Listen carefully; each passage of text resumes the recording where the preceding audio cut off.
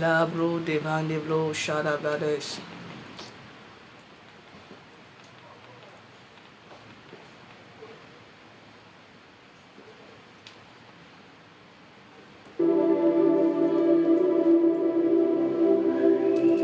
Shalom, shalom, shalom, shalom, peuple de Dieu, béni le Seigneur. Je vais inviter quelqu'un à tapoter son écran. On n'a pas beaucoup de temps. Que le Seigneur te bénisse. On va aller rapidement, même s'il y a 2-3 personnes, c'est pas bien grave.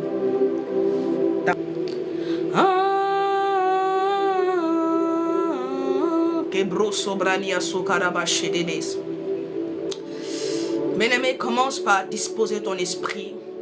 Les bras d'eau sobre dada se cabas. Adonai.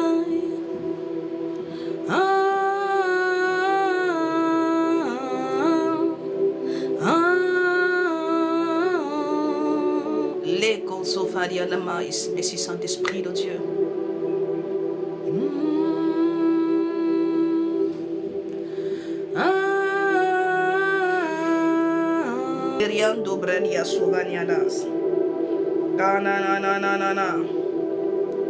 Merci Saint-Esprit de Dieu, merci pour ta grâce. Maximum de partage s'il vous plaît.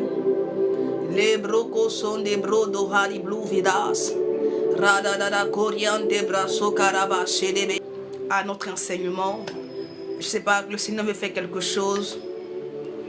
Malabroco sont des brandous Siaba.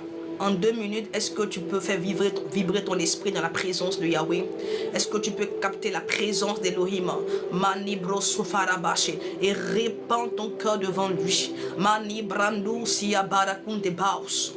Nous t'adorons, Seigneur, car ton nom est saint, car ton nom est glorieux. Malebro Sukarama. La Bible déclare que ton nom amène à l'existence ce qui n'existe pas. Oui, ton nom est au-dessus de tout autre nom. Et nous voulons proclamer tout simplement la grandeur de ce nom. Le nom de Jésus. Maerebo Santarabas. Est-ce que quelqu'un peut dire que ton nom est grand, Seigneur? Est-ce que quelqu'un peut proclamer? Est-ce qu'un racheté qui est là? Est-ce qu'un élu qui est là peut proclamer la grandeur du nom de Yahweh? Est-ce que quelqu'un peut dire, Seigneur, ton nom est grand, ton nom est au-dessus de tout autre nom. Tu as reçu le nom. Marabachete Keriandaba. Tu as reçu le nom qui surpasse, le nom qui surpasse. Mama Koriande Bradouziaba. Oh oui, nous proclamons la sainteté et la grandeur, la magnificence de ton nom. Nul n'a reçu ce nom. Nul n'a reçu le nom qui peut égaler le sien, Père. Nous disons que ton nom est au-dessus. Nous disons que ton nom est saint. Nous disons que ton nom est glorieux. À la mention de ton nom, tout genou fléchit et confesse. Rabaché Kerebos. La Bible déclare que là où invoque ton nom, Seigneur, les brandous yama, tout genou fléchit sur la terre, sous la tête, sous la mer, dans les cieux, devant la puissance de ce nom. Et en ce jour, nous voulons proclamer ce nom. Nous voulons proclamer que ton nom est glorieux. Nous voulons proclamer que ton nom est grand. Nous voulons proclamer que ton nom est plus grand que la situation que nous vivons. Nous voulons proclamer que ton nom est plus grand que la situation que nous vivons. Nous voulons proclamer que ton nom est plus grand que la tempête. Ton nom est plus grand que le chômage. Ton nom est plus grand que la maladie. Nous voulons proclamer la puissance et la grandeur. Les brandous souvarias. Et kamanebros. Yadadadada. Sois élevé en ce lieu. Reçois toute la gloire et l'honneur. Saint, saint, saint tu es. Au nom de Jésus. Amen. Je vais donner une parole et puis je vais prier pour l'exhortation rapidement. Tout à l'heure, le Saint-Esprit m'a donné cette parole-là. Il est dit en Proverbe, le chapitre 20, à partir donc du verset 6. Il dit, beaucoup de gens proclament leur bonté. Beaucoup de gens proclament leur bonté. Mais un homme fidèle, qui le trouvera? Un homme fidèle, qui le trouvera? Je veux dire à un racheté en cet après-midi, sois un homme fidèle, sois une femme fidèle, sois fidèle à l'Éternel, parce que l'Éternel récompense la fidélité. Sois fidèle. Si tu as commencé avec l'Éternel quelque chose, assure-toi de l'achever avec lui. Alléluia. Sois fidèle à l'Éternel. Il dit, beaucoup de gens proclament leur bonté. Mais un homme fidèle, qui le trouvera? Donc pour dire que les hommes fidèles là, les femmes fidèles, on en trouve, mais rarement. On en trouve rarement. Les gens sont devenus infidèles. Infidèles les uns envers les autres. Infidèles à l'égard de l'Éternel. Infidèles dans les relations. Que ce soit amicales ou amoureuses.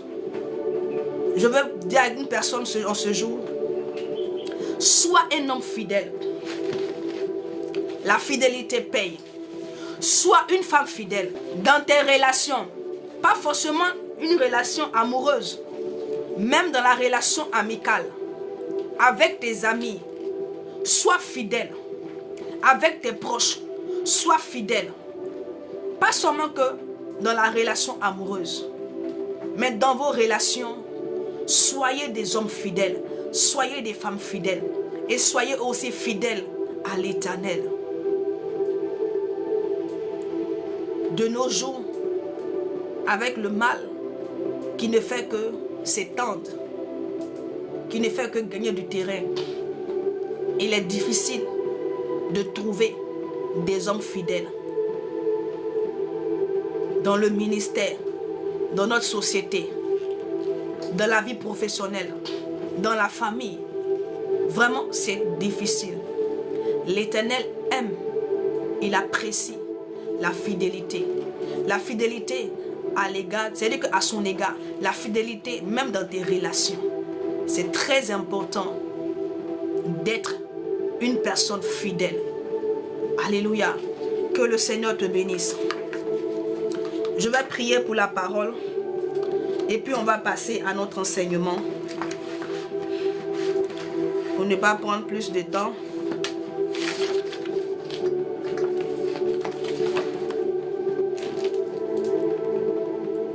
Seigneur, je veux bénir ton nom encore, Dieu des cieux.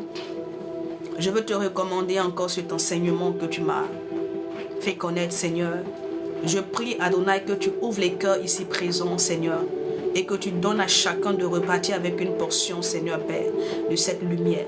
Je prie que, Père, par ta parole, que tu viennes illuminer encore le cœur de quelqu'un, que tu viennes illuminer la vie de quelqu'un, Seigneur, par cette parole. Adonai, que tu viens encore, Seigneur, affranchir quelqu'un en ce jour, par cette parole, Seigneur, qui sera donnée, inspirée, conduit par ton esprit. Je me soumets à toi.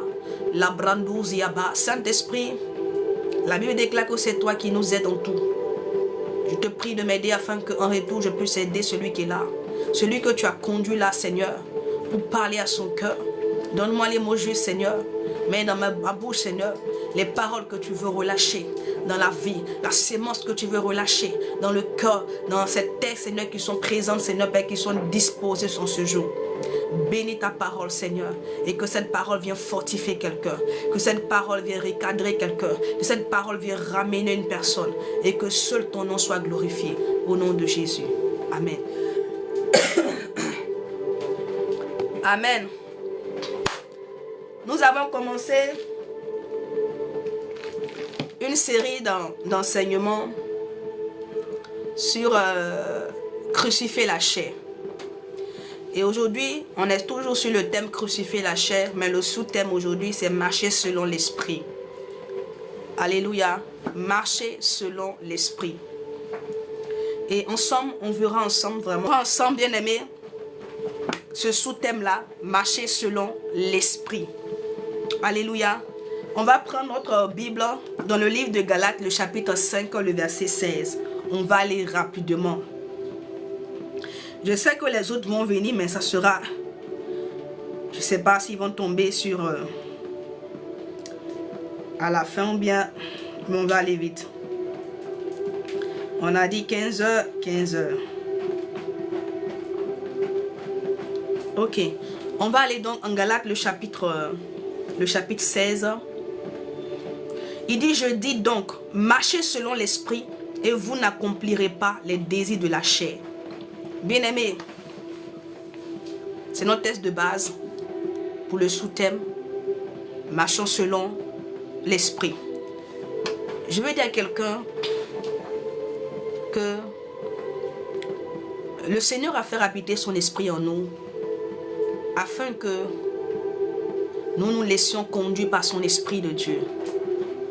Le Seigneur qui sait tout, il savait d'avance que l'être humain, l'homme, la femme que tu es, que je suis, l'homme que tu es, n'allait pas pouvoir, bien aimé, marcher dans ses traces de par lui-même.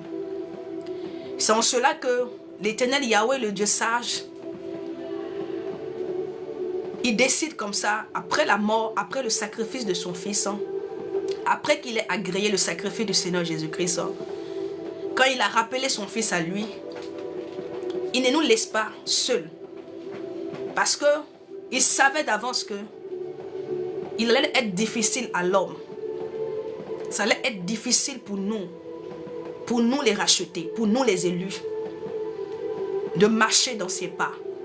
Et donc, il décide comme ça de faire habiter en nous son esprit, de nous marquer de son esprit, de son sceau par son esprit. Pour que nous puissions accomplir, pour que nous puissions, bien aimés, être amenés à faire sa volonté, à nous soumettre à lui. Et donc, il fait habiter en nous son esprit. Alléluia. Parce que, étant devenu une nouvelle créature, nous ne sommes plus censés marcher comme les hommes ou les femmes que nous étions autrefois. Nous ne sommes plus censés marcher selon la chair. Nous ne sommes plus, bien-aimés, censés nous affectionner aux œuvres de notre chair, comme nous le faisions auparavant, comme nous le faisions, bien-aimés, lorsque nous étions conduits par l'esprit du monde. Et parce que maintenant nous sommes conduits par l'esprit de Dieu, nous devons donc, bien-aimés, marcher selon l'esprit. On va aller en Matthieu le chapitre. En Luc, du moins ça. Luc, le chapitre 4. Luc, le chapitre 4, le verset 1er. Je vais partager quelque chose avec toi. On nous dit que, désolé, en Luc, le chapitre 4, on nous dit que Jésus, rempli du Saint-Esprit, revint du Jourdain. Et il fut conduit par l'Esprit dans le désert. La Bible nous dit que le Seigneur Jésus-Christ, quand il s'est fait baptiser par Jean-Baptiste,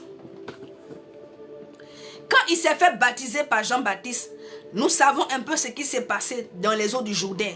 La Bible déclare que Jean-Baptiste a vu le ciel, il a vu une colombe qui est descendue, l'Esprit qui est descendu en forme d'une colombe et qui est venu remplir le Seigneur Jésus-Christ. Alléluia. Et il a entendu aussi la voix qui a dit que celui-ci est mon fils bien-aimé en qui j'ai mis toute mon affection.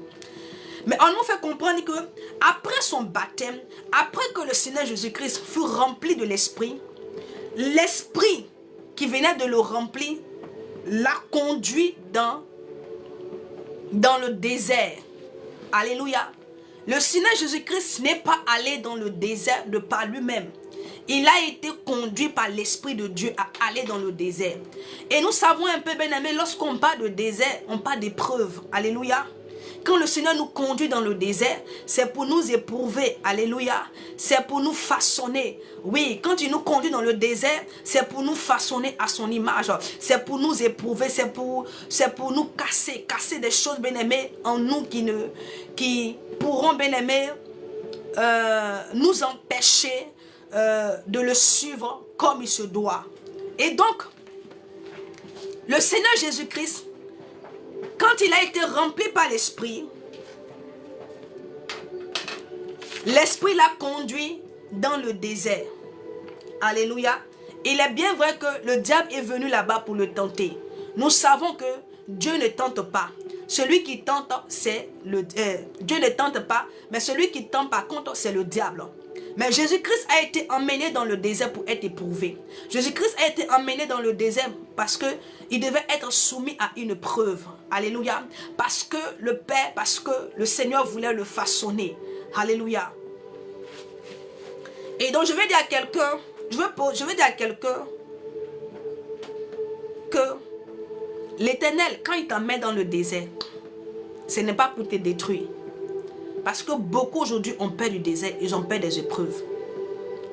Quand l'Éternel t'emmène dans le désert, c'est pour te façonner. Parce que tu dois être façonné. Tu es l'agile, tu dois être façonné.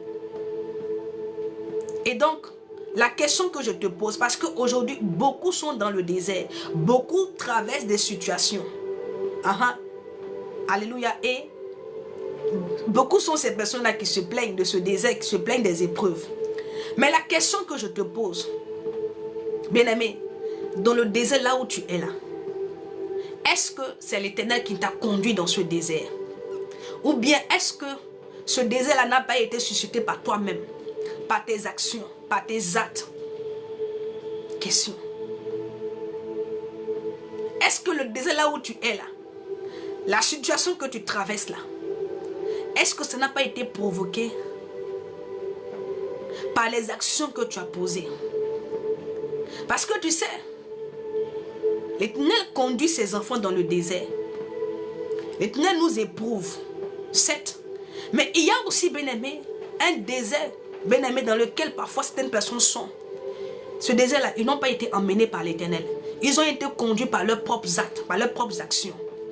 Quand l'Éternel t'emmène dans le désert, bien-aimé, même quand c'est difficile, même quand c'est dur, il prend soin de toi. Exemple, le peuple d'Israël. Ils ne sont pas allés dans le désert par eux-mêmes. C'est l'Éternel qui les a conduits dans le désert. Et la Bible dit que leurs chaussures et leurs vêtements ne se sont pas usés.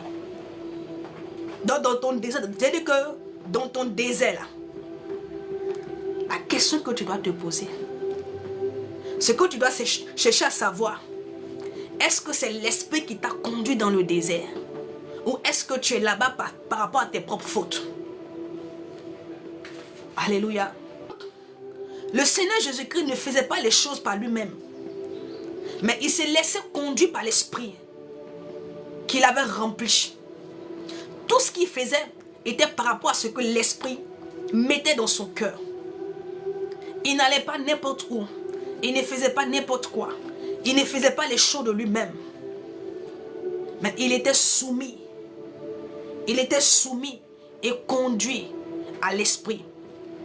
Parce qu'il savait que le Père n'a pas fait habiter, ne l'a pas rempli du Saint-Esprit pour faire joli. Non.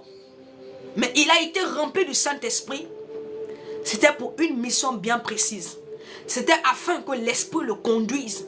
Afin que l'Esprit le conduise dans sa mission. L'aide dans sa mission. On va prendre notre Bible dans le livre de Matthieu, le chapitre 16. Alléluia. On va prendre notre Bible dans le livre de Matthieu, le chapitre 16, le verset 24. Matthieu, le chapitre 16, le verset 24. Il dit quoi? Alors Jésus, dans la question que je t'ai posée, oh là, je vais revenir dessus. Oui, commence à cogiter dessus. C'est-à-dire que là où tu es là, dans cette épreuve, dans ce désert-là, qui t'a conduit là-bas? Qui t'a conduit dans le désert? Parce que le Seigneur Jésus-Christ a été conduit dans le désert par l'Esprit de Dieu. C'est le Saint-Esprit qui l'a conduit. Toi, là où tu es là, qui t'a conduit? Qui t'a emmené là-bas? Question. Cogite dessus, on va revenir dessus. Matthieu le chapitre 16, le verset 24. Il dit, alors Jésus dit à ses disciples, si quelqu'un veut venir après moi, qu'il renonce à lui-même, qu'il se charge de sa croix et qu'il me suive. Ce qui m'intéresse, c'est qu'il me suive. Le Seigneur dit, quand tu veux venir après lui, il faut tout renoncer, puis il faut le suivre. Il n'a pas dit que c'est lui qui va te suivre. Parce qu'il savait que le Père allait faire venir son esprit qui allait te conduire dans ta destinée, qui allait t'aider sur le chemin de ta destinée, qui allait t'aider, bien-aimé, dans ce voyage que tu es en train d'effectuer sur la terre pour que tu puisses accomplir le but pour lequel tu es là. Donc, il dit, venez et qu'il me suive. La question que je vais te poser, qui est-ce que tu es en train de suivre actuellement? Qui est-ce que tu es en train de suivre? À qui est-ce que tu obéis?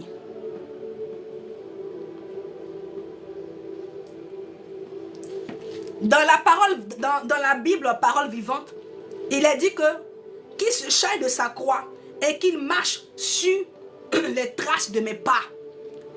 Tu es en train de marcher dans les traces de pas de qui? Parce que la Bible dit que Jésus-Christ est le modèle. Et c'est lui que nous devons imiter. Et donc si tu dois imiter le Seigneur Jésus-Christ, et que tu dois marcher dans ses pas, parce que lui-même, il a été conduit par le Saint-Esprit, parce que lui-même, il s'est laissé conduire par l'Esprit de Dieu, parce que lui-même, il s'est soumis au Saint-Esprit. Et toi, qu'est-ce que tu fais? Es-tu en train de marcher dans les pas de Jésus? Si tu es en train de marcher dans les pas de Jésus-Christ, donc cela voudrait dire que tu es conduit par l'Esprit de Dieu. Tu laisses le Saint-Esprit te conduire. Parce que vous savez, ce Dieu que nous prions, l'Éternel, il ne fait pas de forcing. Alléluia. Le Seigneur fait les choses avec nous et sans nous. Il fait les choses avec notre accord. Parce que la Bible dit qu'il œuvre avec nous. Donc il a besoin que tu t'impliques. Il a besoin que tu t'engages et que tu lui donnes la main pour faire, pour accomplir des choses dans ta vie. Il dit, celui qui veut me suivre là, qui se charge de sa croix et qu'il marche dans mes traces, dans mes pas. Tu es en train de marcher dans les pas de qui? Tu es en train de marcher dans les pas de qui? Tu es en train de suivre qui? Alléluia. Est-ce que tu suis le Seigneur? Est-ce que tu marches dans ses pas?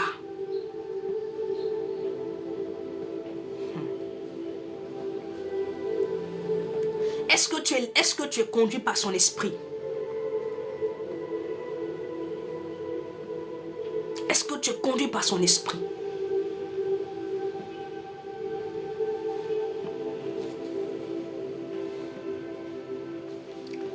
Parce qu'il y a des enfants de Dieu, il y a des chrétiens.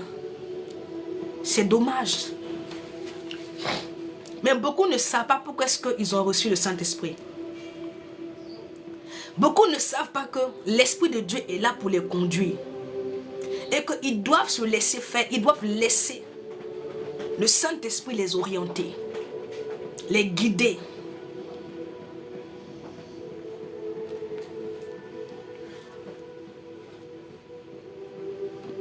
Les guider, les orienter sur le chemin. Oui. Est-ce que c'est ce que tu es en train de faire? Est-ce que sur le chemin là où tu es là, tu peux attester, confirmer que c'est le Seigneur qui t'a conduit là? Est-ce que ce que tu es en train de faire là, tu peux affirmer que c'est l'Éternel qui t'a demandé de le faire? Il y a beaucoup de choses, bien-aimés, que nous faisons de nous-mêmes, qui ne viennent pas de l'Esprit de Dieu. On n'a pas été mandaté par le Seigneur. Bonsoir, bonsoir Madame Kobenan. Oui. Il dit que celui qui veut me suivre, qui se charge de sa croix et qu'il marche sur les traces de mes pas. Qu'il marche sur les traces de mes pas. Et nous devons marcher sur les traces des pas de Jésus. Je suis en Côte d'Ivoire.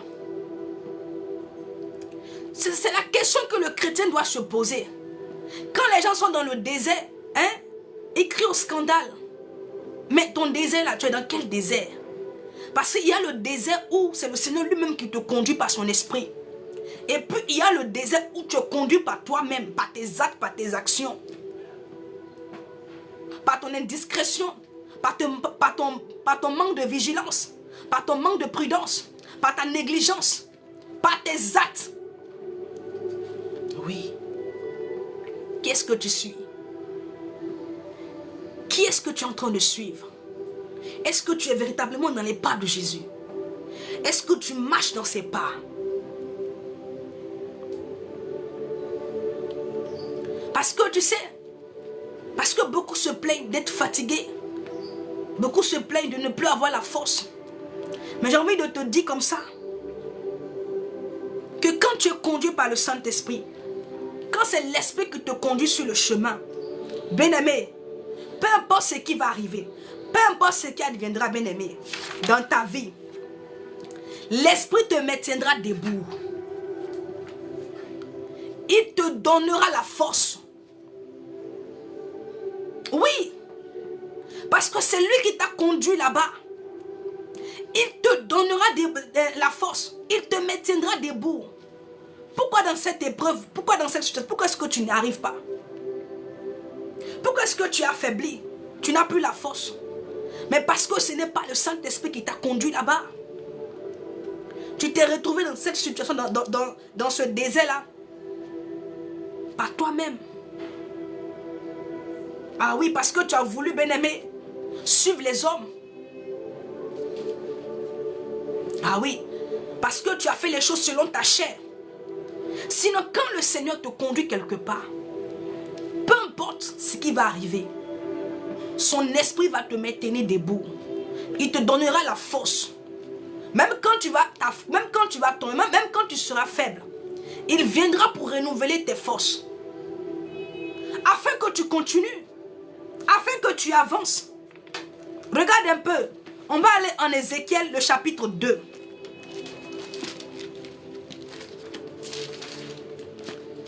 Alléluia. Vous savez, souvent, il y a des gens quand souvent tu parles avec eux, ils sont en train de, ils se plaignent de ce qui les arrive. Ils se plaignent de ne plus avoir la force. Ah, je suis épuisé, je n'en peux plus, comme ça. Mais ils ne peuvent pas se dire, mais entrer en eux-mêmes pour dire, ben, c'est vrai, je me retrouve dans ce désert-là, qui est pénible dans cette situation. Mais si je suis là-bas, ce n'est pas ma propre faute. Si je suis épuisé, affaibli, et que je n'arrive pas à avancer, à me relever, c'est ma propre faute. Et puis chercher à s'humilier devant le Seigneur, à réclamer la grâce de Dieu, la miséricorde du Seigneur pour que le Seigneur puisse les aider. Mais ils se plaignent comme s'ils avaient raison. Ils sont remplis d'orgueil, en but de leur personne. Parce qu'ils n'ont pas la culture, ils ne savent pas qu'ils doivent se repentir. Ils veulent seulement qu'on prie pour eux, pour que Dieu décante la situation. Mais si tu n'as pas été conduit par le Seigneur, que tu as été conduit par ta chair là-bas, et que tu te retrouves dans ce problème-là, qu'est-ce que tu dois faire? Te repentir. Voici la prière que tu dois faire. Et non te plaindre pour que le Seigneur te sorte de cet endroit, de ce désert. Parce que quand le Seigneur te conduit dans le désert, même quand c'est difficile, bien-aimé, il sera toujours là avec toi. Il te maintiendra debout. Il te donnera la force. Pour ne pas que l'ennemi triomphe sur toi. Parce que c'est lui-même qui t'a conduit là-bas. J'ai envie de dire que dans cette épreuve dans laquelle Job s'est retrouvé, l'Éternel lui a donné la force. Il a donné la force à Job pour pouvoir tenir. Oui.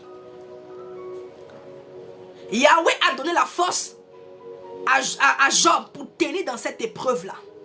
Parce que c'est lui-même qui a conduit son serviteur dans cette épreuve, dans ce désert.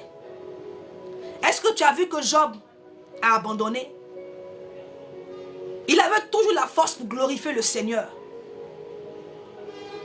Quand sa femme a dit, maudit Dieu et meurt, il dit, hey, Dieu a donné, Dieu a repris. Que son nom soit glorifié. Et même dans cette épreuve-là, il trouve une occasion pour célébrer Yahweh, pour célébrer l'Éternel. Quand le Seigneur te conduit, Quand tu marches par l'Esprit de Dieu, et quand lui-même il te conduit dans le désert, dans des épreuves, il est là, afin de te maintenir debout. Il est là. Tu penses que tout ce qui est arrivé à Job là, s'il n'avait pas reçu la force de l'Éternel, tu penses qu'un homme peut supporter ça? Mais parce qu'il avait reçu la force de Yahweh. Voilà pourquoi même dans les épreuves, il tenait.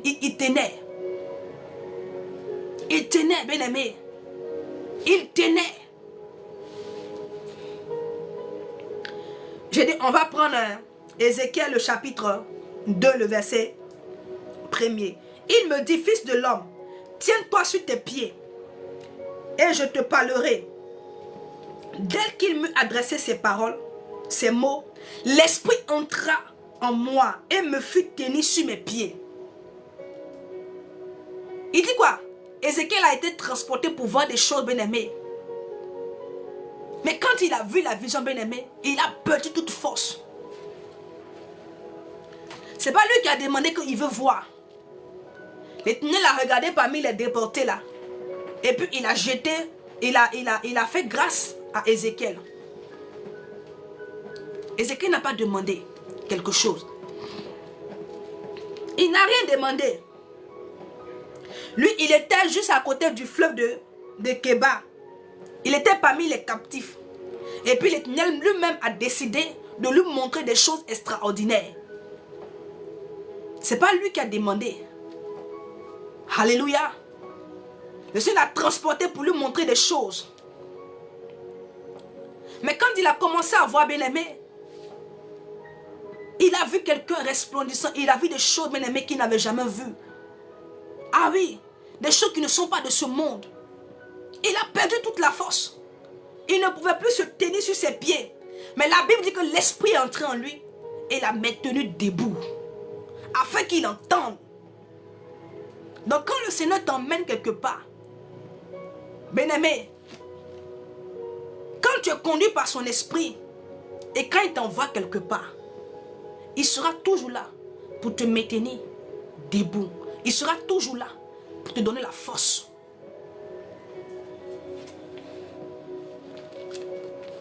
Et on voit même dans le livre d'Apocalypse.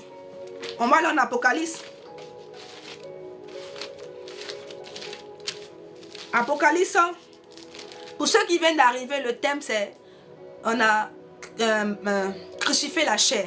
Le sous-thème que nous sommes en train de développer aujourd'hui, c'est marcher selon l'esprit. Dans le verset biblique de base qui est... On prend le verset. Galates 5, le verset 16. Ok, en Apocalypse, le chapitre 1er, le verset 10. Il dit, je fus ravi en esprit au jour du Seigneur, et j'ai entendu derrière moi une forte voix, comme le son d'une trompette qui disait, ce que tu vois, écris-le dans un livre, et envoie-le aux 7 églises, et tout, et tout. On va aller au verset 17. Il dit, quand je vis, je tombais à ses pieds comme mort. Et donc,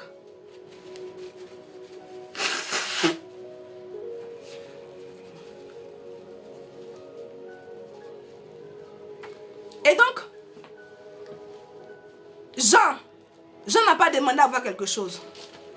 Jean là, il était sur l'île de Patmos là-bas. Et puis, un matin comme ça, il a été ravi en esprit. L'esprit l'a pris pour aller le déposer quelque part, pour lui montrer des choses. Est-ce que vous comprenez? L'esprit l'a emmené pour lui montrer des choses. Ils ont commencé à lui montrer des choses. Et il était censé écrire ce qu'il voyait. Ce qu'on lui montrait. Mais, bien aimé, la Bible dit qu'il a vu quelque chose qui a fait qu'il a perdu des forces. Il ne pouvait plus se tenir. Labro Soubaras. Et il posa sa main sur moi. Il y a une main qui s'est posée sur lui. Et là, il a eu la force pour se tenir sur ses pieds pour écouter et puis pour noter. Est-ce que quelqu'un me comprend? Quand il a vu, il a été transporté. Arrivé à ce moment, il n'avait plus de force. Parce que ce qu'il voyait était étrange. Il n'avait plus de force pour se tenir sur ses pieds, comme Ézéchiel. Mais lui, c'est une main qui l'a touché. Ah oui. Et puis il a repris force. Il a pu se tenir sur ses pieds. Parce que si nous avons Apocalypse, tous les versets qui suivent là, c'est parce que quand la main l'a touché là, il a eu la force de se tenir debout et de mieux comprendre ce qu'on lui disait et de noter.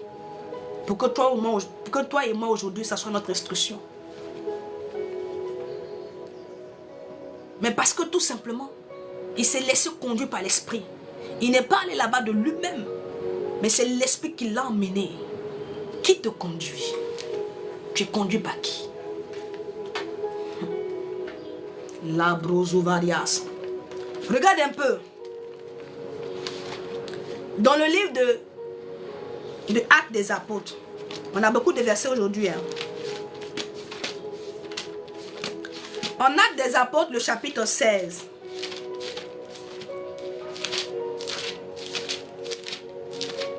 Les gens ne veulent pas marcher par l'Esprit de Dieu. Hein? Ils sont conduits par eux-mêmes. Ils sont conduits par les hommes. Ils sont conduits par le monde. Ils sont conduits par tout, sauf par le Saint-Esprit. Ils se laissent conduire. Ils suivent tout, sauf le Saint-Esprit.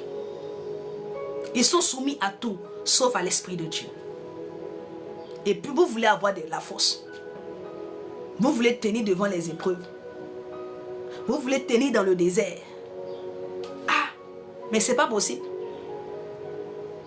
Tu ne peux pas. Tu ne pourras pas. Car celui qui te maintiendra debout là, celui qui te donnera la force pour que toi, tu sois maintenu dans les voies de Dieu. C'est-à-dire que même tu traverses des situations difficiles, mais tu continues à prier le Seigneur. Tu continues à chercher le Seigneur. Même c'est dur pour toi. Financièrement, ça ne va pas. Ton foyer est en cascade. Mais tu auras toujours la force. Il te donnera la force pour continuer à chercher le Seigneur. Ça n'était pas arrivé souvent de te poser des questions, mais comment tu fais? Avec tout ce que tu vis là, comment tu fais pour avoir la force, pour continuer à chercher Dieu? Mais c'est le Saint-Esprit. C'est l'Esprit de Dieu qui te communique cette force, qui te maintient à ton poste, qui te maintient dans les voies de Dieu. Parce que c'est lui qui t'a conduit dans cette épreuve, dans ce désert, pour te façonner. Et donc, il ne peut pas te laisser. Il ne peut pas laisser le feu de l'épreuve te consumer. Il est là pour que tu aies la force. Si le feu de l'épreuve vous consume là, c'est parce que vous avez été conduit là-bas par votre chair.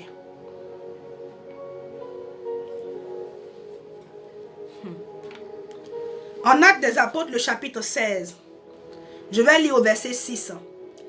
Ayant été empêché par le Saint-Esprit d'annoncer la parole dans l'Asie, il traversa la Phrygie et le pays de Galatie. Après, arrivé près de la Mysie, il se disposait à entrer en Bithynie. Mais l'Esprit de Jésus ne leur permit pas. Shalom à ceux qui sont là. Ne leur permit pas. Il franchit alors Mysie et descendit à Troas. Pendant la nuit, Paul eut une vision. Un Macédonien lui apparut. Alléluia. Là, je suis au verset 9. Et lui fit cette prière. Passe en Macédoine, secoue-nous.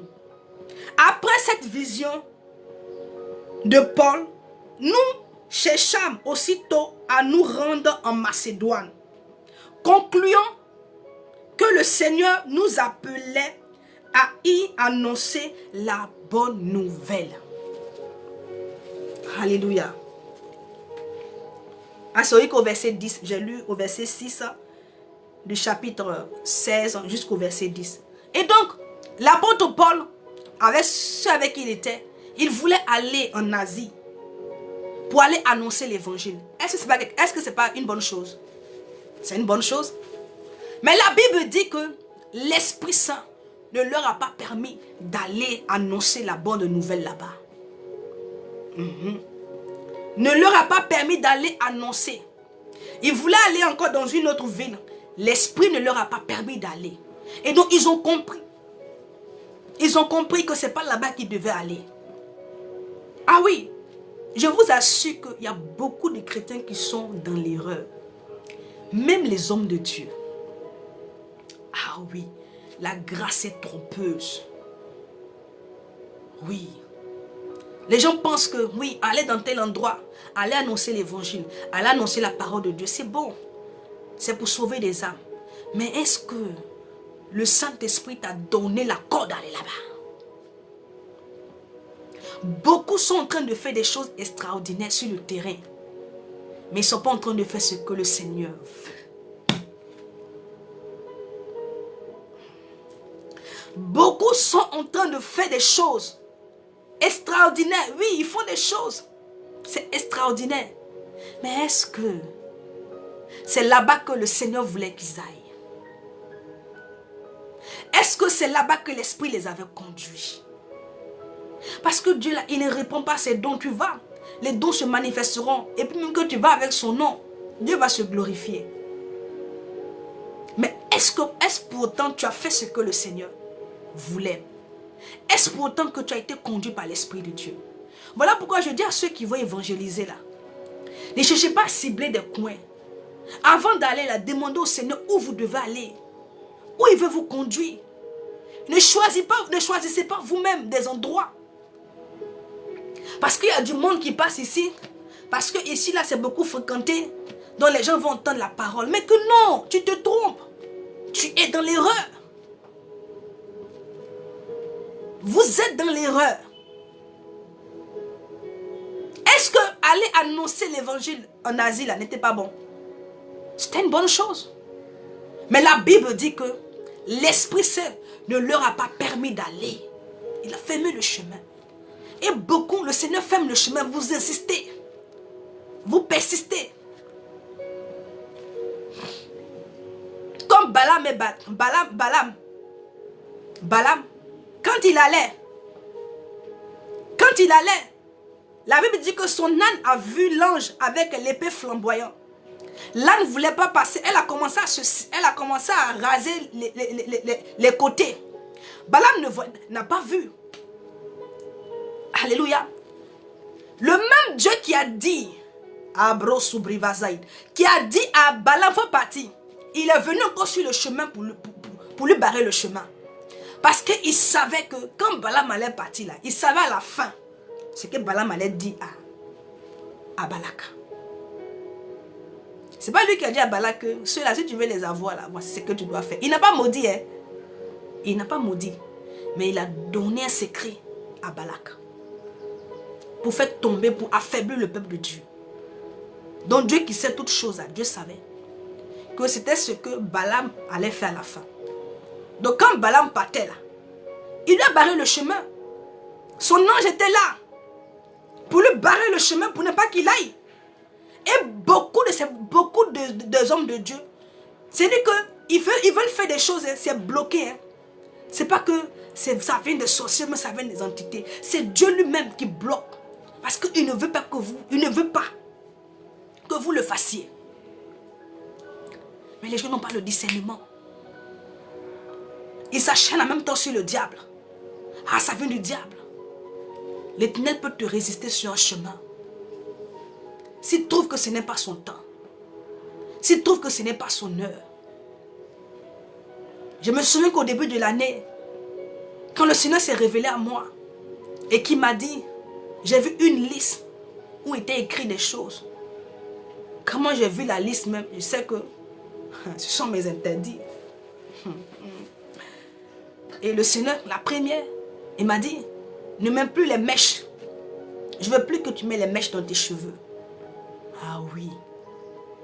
Quand je me suis réveillée, j'ai dit, hein? Premier élément seulement là. Regarde comment c'est dur. Et quand le Seigneur m'a parlé de ne plus mettre les mèches dans les cheveux, et puis je lui ai demandé, mais qu'en est-il du ministère? Parce que le Seigneur m'a montré plusieurs fois mon appel. Il m'a dit, pourquoi tu es pressé? J'ai entendu ça, mais audiblement, mais clairement. Il m'a dit, pourquoi te presses-tu? C'est après des mois, je peux dire 6 mois après, qu'il est venu me dire, il faut continuer à évangéliser sur le net. Maintenant, tu continues ce que tu es en train de faire. Oui. Est-ce que ce que tu es en train de faire là, est-ce que c'est l'Éternel qui t'a conduit? Beaucoup ont ouvert des églises. Ils n'ont pas été conduits par l'Esprit de Dieu. Ils ont prié pour 2-3 personnes. Les gens ont été guéris. Ils ont dit 2 prophéties. Matin, ils se sont levés. Ils sont là, ils ont ouvert une église. Ils ont prié pour des gens. Les gens ont commencé à réagir. Ils se sont levés. Ils ont commencé à organiser des programmes. Est-ce que c'est ce que le Seigneur t'a demandé de faire? Beaucoup sont en train d'évangéliser, mais ils n'ont pas été conduits par l'Esprit de Dieu. Il y a des fruits, certes, mais ça ne vient pas du Saint-Esprit. Ce qu'ils sont en train de faire là, ils n'ont pas été conduits par l'Esprit de Dieu. Paul dit, eux ils voulaient aller annoncer l'évangile. Et puis l'Esprit ne leur a pas permis d'aller. Tu penses que Dieu ne veut pas sauver des hommes plus que toi. Mais il a envie de sauver. Tu penses que toi tu as envie de sauver ceux-là. Tu veux les guérir plus que Dieu. Tu veux les délivrer plus que Dieu. Hein? Toi tu penses que tu veux les délivrer plus que Dieu. Parfois il y a des personnes qui traversent des situations. Dieu permet cela pour les forger. Il permet cela pour les casser. Quand les gens appellent comme ça, tu es dessus. Actes des Apôtres 16, le verset 6 à 10. C'est le verset que j'ai lu. Quand tu veux prier pour eux, quand les gens t'appellent, ah j'ai un problème, tu veux en même temps que Dieu les délivre, que Dieu fasse. Tu penses que toi tu es plus pressé que Dieu. Hein? Oh. Toi tu crois que tu es plus pressé. Le Seigneur, il a envie, il veut leur faire du bien plus que toi. Alléluia. Mais il y a des personnes là, Dieu est en train de les éprouver. Ils doivent passer par des épreuves. Seulement qu'il faut les fortifier. Il faut les encourager. Pour qu'ils tiennent dans les épreuves. Il ne faut pas prier pour que Dieu le sorte de l'épreuve. Prie pour que le Seigneur le fortifie. Que le Seigneur l'affermisse ou l'affermisse. Prie pour que le Seigneur lui donne le caractère, qu'il sorte de l'épreuve avec le caractère de Christ. Et que, en sortant de là, il soit à l'image de Jésus. Il ne faut pas prier pour que Dieu le fasse sortir. Oh, on va prier pour que la situation se débloque, pour que tu sortes du désert. Est-ce que Dieu t'a dit? C'est toi qui l'as mis dans le désert. C'est toi qui l'as conduit là-bas. Tu sais pourquoi son Dieu l'a mis. Tu sais pourquoi Yahweh l'a mené dans le désert. Mais c'est une orgueilleuse, c'est une orgueilleuse. Dieu veut casser cela. Toi, tu pries pour que Dieu fasse vite. Il faut sortir. Vous êtes là quand on dit bénédiction, oui. Mais il y a des saisons, il y a des saisons. Alléluia. Ta saison où tu dois être brisé là. Il ne faut pas attendre bénédiction. Il faut laisser, Dieu va te façonner. Dieu va te bâtir. Bâtir ton caractère, bâtir ta vie. Te bâtir toi-même. Afin que tu sois amené à bâtir en retour. Ah oui. La Bible dit, après que le Saint-Esprit leur a fermé le chemin, les a empêchés d'aller là où ils voulaient aller évangéliser. Ils ont compris parce que c'était des hommes qui étaient soumis à l'esprit. C'est des hommes qui ne faisaient pas les choses par la chair. Aujourd'hui, beaucoup font les choses par la chair.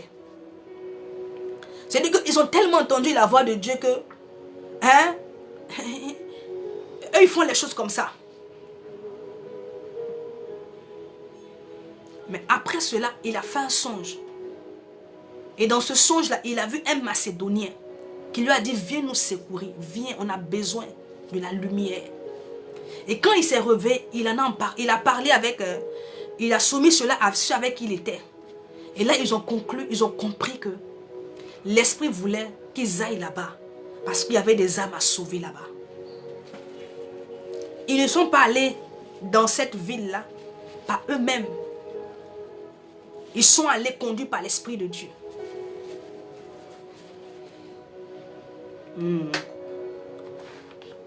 Vous qui allez faire vos évangélisations là, rassurez-vous. Quand vous voulez aller là, demandez au Seigneur, où dois-je aller? Ne faites pas les choses par vous-même. Oui. Laissons-nous conduire par le Saint-Esprit. Marchons selon l'Esprit de Dieu. Si Jésus-Christ est notre modèle, marchons dans ses pas. Marchons dans ses traces.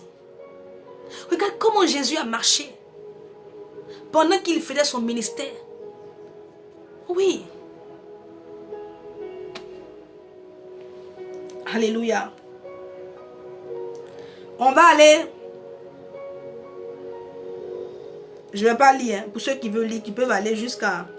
C'est quand ils sont allés à Macédoine, bien-aimés, dans une ville là. C'est là-bas, ils sont allés. Parce qu'ils avaient conclu que l'Esprit voulait qu'ils aillent là-bas. Parce qu'il y avait des âmes, il y avait des personnes que l'Éternel voulait sauver, qu'il voulait secourir, qu'il voulait délivrer. Et donc, ils se sont soumis à l'Esprit. Parce qu'ils étaient conduits par l'Esprit. Et quand ils sont allés, la Bible dit, bien-aimé, est-ce que je vais terminer ça là? Après que je termine. La Bible dit quand ils sont allés, c'est là que la femme qui prophétisait, qui prophétisait par l'esprit de Python là, c'est là-bas qu'ils ont vu cette femme là. La Bible dit, il y avait une femme qui vendait elle s'appelle Lydie. Elle était marchande des poupes, les draps et tout. Dieu a fait que cette femme-là soit sauvée, elle et sa famille. Parce que le Seigneur a ouvert son cœur. Lorsque Paul était en train de prêcher, le Seigneur lui a permis de comprendre ce que son serviteur est en train de dire. Et c'est à partir de là que le salut est entré dans sa maison. Et c'est la suite de là, bien-aimé. La Bible dit que chaque jour, ils ont trouvé un endroit où ils partaient annoncer l'évangile, où les gens venaient écouter la parole de Dieu. Et chaque matin, quand ils allaient, c'est là qu'ils dépassaient la femme qui prophétisait par l'esprit de Python. Pendant des jours, et après, ils ont discerné l'esprit qui l'animait. Et c'est comme ça qu'ils ont chassé l'esprit. Cette femme, elle a reçu sa délivrance. Parce qu'elle était sous emprise. Elle était sous emprise. Elle était maintenue. Elle était captive. C'est là qu'ils ont chassé l'esprit. Permettant à cette femme-là d'être libérée, d'être délivrée de cet esprit de Python. C'est la suite de là. On dit ceux-là, les maîtres de cette femme-là, ils ont vu qu'ils n'allaient plus avoir de l'argent. Qu'est-ce qu'ils ont fait? Ils sont allés donner, ils ont monté des gens contre Paul et Silas. C'est la suite de là que ils ont été accusés injustement. Ils ont été battus. Et puis on les a mis dans la prison intérieure, enchaînés. Mais bien aimés, est-ce que le Saint-Esprit ne savait pas que là-bas où il les conduisait là, ils allaient être accusés à tort, mais il les a conduits là-bas. Il les a conduits là-bas, bien qu'ils savaient toutes choses. Il les a conduits. C'est là-bas. On nous dit qu'au milieu de la nuit, regarde un peu, des hommes qui ont été frappés, ils ont été chicotés, ils ont été battus. Donc imagine dans quel état ils étaient, psychologiquement, physiquement, avec tous ces coups qu'ils avaient reçus. Mais la Bible dit que dans la prison où on les avait mis, enchaînés, au milieu de la nuit, ils se sont levés pour donner gloire à Dieu, pour célébrer le Seigneur. C'est pour cela que je t'ai dit, quand le Saint-Esprit te conduit quelque part, il te maintiendra debout. Peu importe ce qui arrivera, peu importe les épreuves, peu importe le désert. Ils avaient connu une situation lamentable, une injustice. Et ils ont payé de cela parce que ils ont été battus pour ça. Mais l'Esprit les a maintenus debout. Dans cette épreuve difficile, ils ont commencé à glorifier le Seigneur. Si ce n'est pas par l'Esprit de Dieu, de toi à moi, est-ce que des gens qu'on a frappés, toute fatigué peut se tenir encore pour louer Dieu, célébrer Yahweh, se réjouir. Mais parce que le Saint-Esprit était là. Lui qui les avait conduits a toujours été là avec eux. Et il était là pour leur donner la force. Il les a maintenus debout dans la présence de Dieu. Ce qui était censé les déconnecter, ma brève sauvadas, n'a pas été le cas. Parce que quand le Saint-Esprit te conduit quelque part, il est là pour te maintenir debout. Il est là pour te donner la force, pour continuer à célébrer Dieu, pour continuer à adorer le Seigneur. Peu importe la situation, peu importe les circonstances, il te donnera la force. La Bible dit, il produit en nous le vouloir, donc il a produit en eux. Comment tu vas, servant de Dieu? Le Saint-Esprit est là, parce qu'ils ne sont pas allés là-bas par eux-mêmes, mais ils ont été conduits par l'Esprit de Dieu, parce qu'ils marchaient par le Saint-Esprit. Et donc il leur a donné la force. Même dans les épreuves, tu pleures, mais tu loues Jésus. Tu adores le Seigneur. Oh oui, que tu restes attaché à lui. Parce que l'Esprit de Dieu qui te conduit dans ce désert, il te donne la force pour que tu te tiennes debout. Les brandous, si braniandos, mama mama shederebos, yara mama mama. Ils auraient pu se coucher, hein? Ils auraient pu se plaindre. Ah, mais Seigneur, tu nous as emmenés ici, mais tu savais ce qui allait nous arriver ici. Mais pourquoi est-ce que tu nous as conduits là? Pourquoi est-ce que tu nous as conduits? Parce que tu sais toutes choses. Voici qu'on nous accusait à tort. Voici que j'ai perdu mon travail. Ceux qui parlent comme ça, ils ne sont pas conduits par l'Esprit de Dieu. Donc, ils n'ont pas la force. Mais celui qui est conduit par le Saint-Esprit, mais il te donne une force, mais extraordinaire. Oui, tu fais des choses, ça ne vient plus de toi-même, mais ça vient de l'Esprit Saint. Ah oui, ça ne vient pas de toi-même, ça ne vient plus de toi. Car c'est lui qui produit en nous le vouloir et le faire. Il nous donne la force de louer le Seigneur, de célébrer le Seigneur, d'adorer le Seigneur. Même quand nous sommes éprouvés, même quand nous sommes rejetés, même quand les hommes nous abandonnent, il nous donne la force dans ces épreuves, dans ce désert. Mama subridados. Librandoussima. Qui te conduit? Tu es affaibli, pourquoi? Mais parce que tu es conduit par quelque chose. Et ah, oui. Yann des boss. Ah, qui te conduit? Qui t'a conduit? J'ai envie de dire comme ça. Qui t'a conduit? Là où tu es allé, là, qui t'a conduit là-bas? Quand le Seigneur te conduit quelque part, il te précède toujours. Il dit, dis à mes disciples, je les attends, je les précède en Galilée. Où tu es parti là? Est-ce que le Seigneur t'a précédé? Quand moi je viens pour te parler, Dieu m'a déjà précédé. Il m'a déjà précédé. Et les gens qui viennent, qui me lancent des flèches, mais ça ne peut pas m'atteindre. Parce que le Seigneur m'a précédé. Parce que c'est lui qui m'a demandé de me tenir là pour te parler.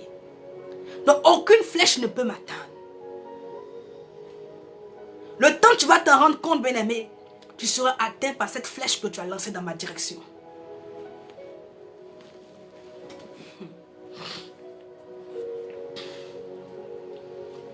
La brossiana.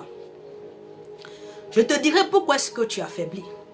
Pourquoi est-ce que tu ne te tiens pas debout? Pourquoi est-ce que dans le désert, là, tu es fatigué? Tu n'arrives plus à prier. Pourquoi est-ce que je te dirai pourquoi? Parce que ce n'est pas normal que toi, tu aies l'esprit de force en toi. Que tu sois conduit par l'Esprit de Dieu. Et puis, les épreuves, bien-aimées, aient raison de toi. Non. La Bible dit que celui qui se confie en l'Éternel, il renouvelle ses forces. Donc celui qui se confie en l'Éternel est celui qui est conduit par son esprit. Donc si le Seigneur voit que tes forces sont épuisées, il va les renouveler. S'il voit que tu n'as plus la force pour prier, il viendra pour créer en toi ce vouloir. Ah oui, il va créer en toi ce désir. Tu n'as pas envie de prier, le Saint-Esprit te maintient debout. Tu n'as pas vu, tu vois souvent, tu es là comme ça, tu perds le sommeil. L'Esprit t'arrache le sommeil. Il te maintient pour que tu pries. Ah, Brando Siyama. Et ce qu'il a fait avec les disciples, Paul et Silas, ils se sont levés dans la prison. Ils ont commencé à louer Dieu. Là, la fin des glaces. Ils ont commencé à adorer le Seigneur. Ils ont commencé à célébrer le Seigneur. Eux qui étaient censés être affaiblis. En principe là, ils devaient être affaiblis. Ils devaient être affaiblis. Parce qu'on vient de les chicoter. Mais les mecs, quand tu marches un peu tu as marché là, quand tu vas là-bas, tu es fatigué. Mais on les a roués de coups. Donc imagine un peu comment est-ce que ils se sentaient dans leur corps. Ils étaient mais tout amochés, tout abattus. Mais la Bible dit, au milieu de la nuit, là où le sommeil est doux, là où toi quand il est minuit, c'est là que tu tires le drap. Ah oui, tu as mis ton téléphone sur réveil. Tu as dit, Saint-Esprit, quand il est minuit, réveille-moi. Quand minuit arrive, tu fais là, tu commences à bouder sous ton drap. Tu remets le drap parce que cette heure, le sommeil est trop intéressant. Mais la Bible dit que c'est à cette heure-là, ils se sont levés. Même avec la douleur dans le corps. La douleur qu'ils avaient dans le corps. Peut-être qu'ils avaient un pied cassé. Ils avaient des fractures. Mais ils se sont tenus debout. Ah, maman. Ils ont commencé à adorer. Ils ont commencé à célébrer Yahweh. Et c'est là qu'il y a eu le tout à coup du Saint-Esprit. La terre a tremblé ce jour. Racontaba. La terre a tremblé. Mazebros. Est-ce que tu comprends? La puissance de Dieu est descendue. Continue seulement à te plaindre. Il ne faut pas chercher à comprendre les actions du Saint-Esprit. Hein? Plains-toi seulement. Tu es là, tu dis, Seigneur, je veux vivre les choses extraordinaires. Ah, Seigneur, quand les gens racontent les choses qu'ils ont vues, les choses que le Seigneur leur a montrées, tu es là, tu rêves aussi. Ah, Seigneur, mais quand les épreuves arrivent, tu fuis. Mais l'épreuve arrive pour que le Seigneur puisse te faire vivre des choses extraordinaires. Maintenant, toi, tu te plains. Vous demandez des choses à Dieu. Quand il s'apprête à vous les donner, vous disiez non. Vous allez dire que vous dites non. Ah, Seigneur, c'est bon. Ah, Seigneur, c'est bon, c'est bon. Mais tu as demandé, laisse, il te donne.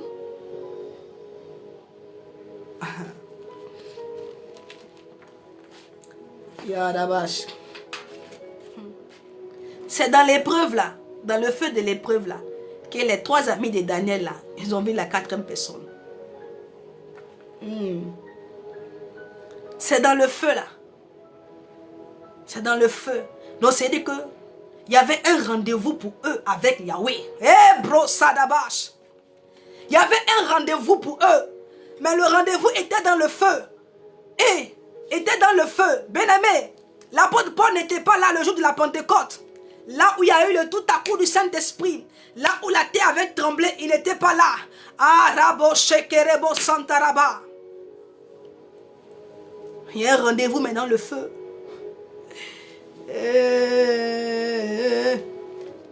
Dans le feu. Ah oui. C'est dans la prison là. Et ils ont expérimenté cette puissance. C'est dans le feu là. Les amis de Daniel, eux, ils ont vu la quatrième personne. Labro dia Sanaba. C'est dans le feu là-bas, ils ont vu. C'est-à-dire qu'ils adoraient ce Dieu-là. Ils avaient confiance en lui, ils ne l'avaient pas vu. Quelle gloire d'être devant leur Rédempteur. Devant celui qu'ils appréciaient. Celui qu'ils apprécient. Celui qu'ils aiment. Je vous assure que si le roi ne les avait pas appelés, ils n'allaient pas sortir dans le feu. Hey! Ils n'allaient pas sortir. La brève saute à la barabas. Ils n'allaient pas sortir. Et à l'apôtre Paul et Silas, quand il y a eu le tout à coup et que les portes des prisons se sont ébranlées, toutes les portes là, Les gens, le geôlier pensait qu'ils avaient fui. Ils voulaient se donner la mort. Ils ont dit non, hein, nous on est là. Hein. Ils n'ont pas bougé, ils n'ont pas fui. Ils étaient assis dans la prison.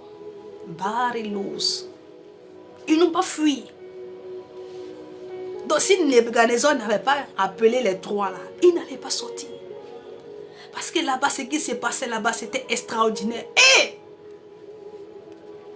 ah,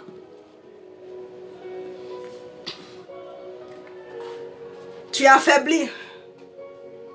Parce que tu es conduit par ta chair. Parce que tu es conduit par les hommes. Tu n'es pas conduit par le Saint-Esprit. Quelqu'un va dire, mais comment ça?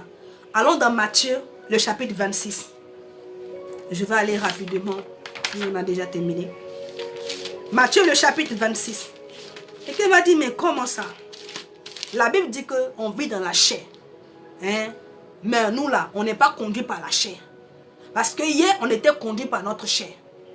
Ah, les passions, les querelles, les jalousies, les mensonges, les faux témoignages, l'orgueil.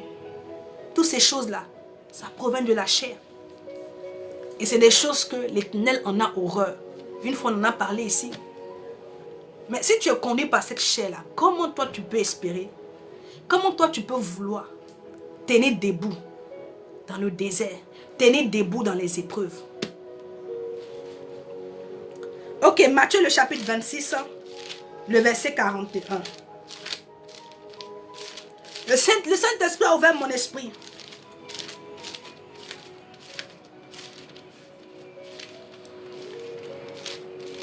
Ce message-là, j'étais assise à l'église hier. Et puis, l'Esprit a commencé à me parler. Puis, j'ai noté dans mon téléphone. Quand je suis venue à la maison, j'ai recopié ça dans mon cahier. Tout ce que je t'enseigne aujourd'hui, là, j'ai reçu ça. J'étais assise à l'église comme ça. Et puis, j'ai reçu. Ça venait comme ça. La bouche à la basse. Ok, Genèse, Matthieu 26, le verset 46, il dit quoi?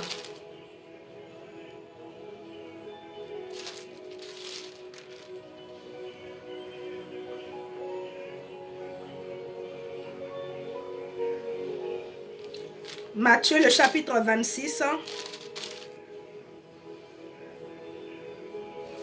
Attends. Pourquoi je ne retrouve pas le verset ici?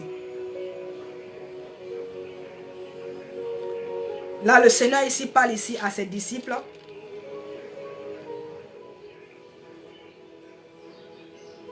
Ok. Ok, c'est ça. Matthieu, le chapitre 26, le verset 41. Il dit, veillez, priez, afin que vous ne tombiez pas dans la tentation. L'esprit est bien disposé, mais la chair est faible. Comment toi? Tu veux que je relise? Matthieu, le chapitre 26, le verset 41. Il dit, veillez et priez. L'esprit est bien disposé, mais la chair, par contre, ta chair, ma chair, sa chair, notre chair, elle est faible. Mais dis-moi, comment toi tu peux penser, croire que tu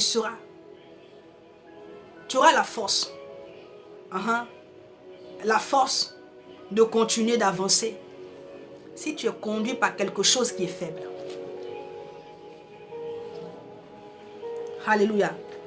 Comment veux-tu tenir debout, toi, dans le désert, dans les épreuves, si tu es conduit par quelque chose qui est faible?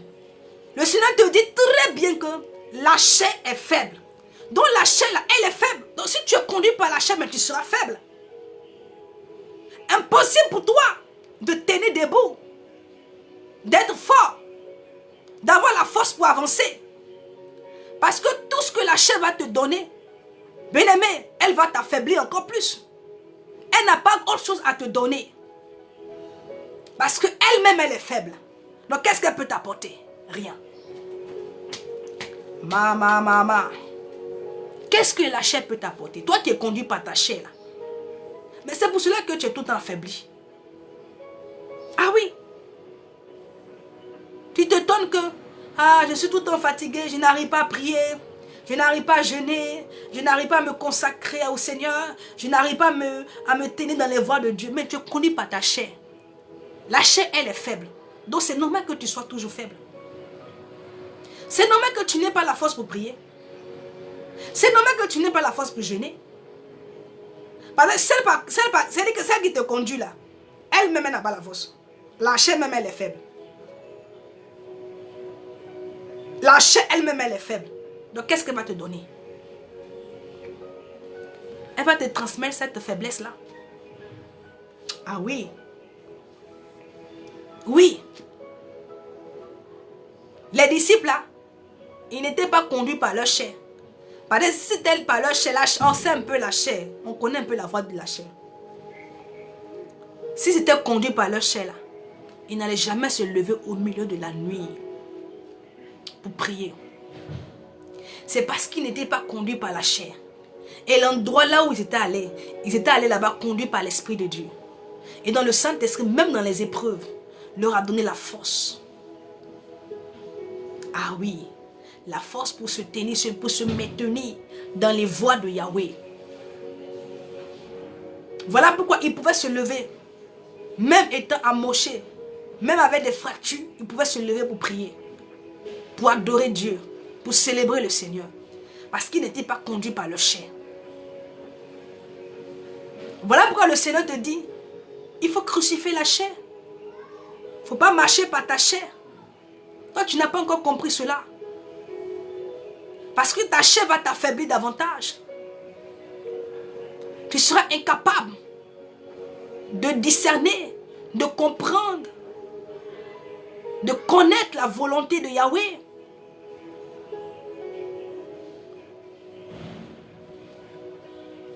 Ah oui. Ah oui. Il est là pour nous soutenir lorsque nous réalisons qu'il est là et que nous nous soumettons à lui.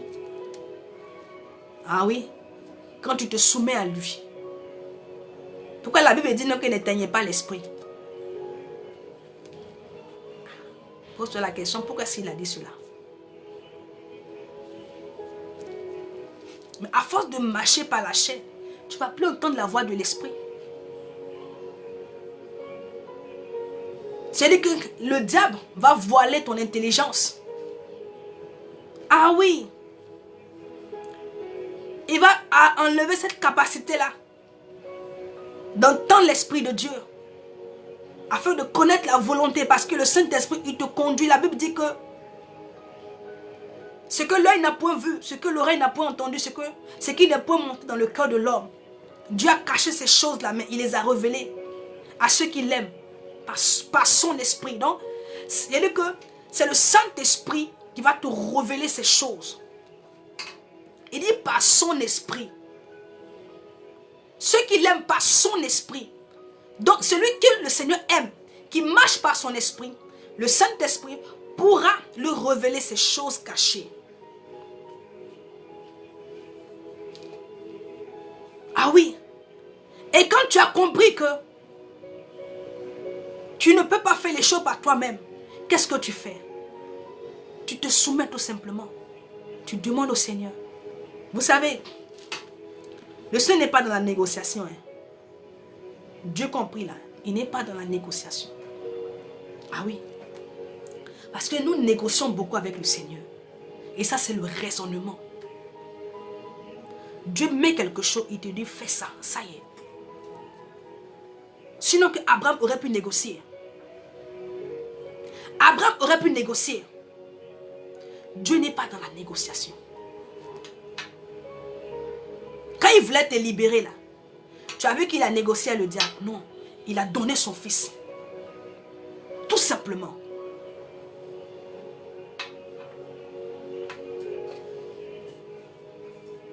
Tu sais ce que Dieu veut. Tu te soumets. Ne cherchons pas à négocier. Parce que tout ce qui vient après là, ça vient du malin. Ça vient du malin. Cherche tout simplement à te soumettre. Même si c'est dur. Même si tu ne comprends pas. Fais. Le Seigneur a dit aux disciples, venez, je vais vous laver les pieds. Pierre a dit non. C'est scandaleux pour moi. Parce que tu es notre maître. Il dit, ce que je fais aujourd'hui, tu ne comprends pas. Mais demain, tu comprendras. Il a dit à Pierre que si tu n'acceptes pas que je te lave les pieds, tu n'auras pas part avec les autres. Est-ce qu'il y a une négociation là? Pierre avait deux choix à faire. Soit il acceptait, et puis il allait avoir part aussi avec les autres. Soit il refusait, et puis il allait être banni tout simplement.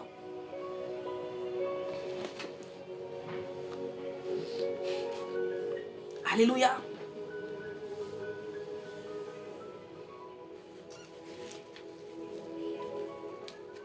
C'est le diable qui nous fait comprendre qu'on peut négocier. On peut dire, Seigneur, mais non. Il faut tout simplement se soumettre. C'est la chair qui nous amène à négocier. Oui. La chair. Parce qu'elle trouve cela difficile, anormal. Tu penses que Pierre a compris? Mais il allait se faire laver les pieds.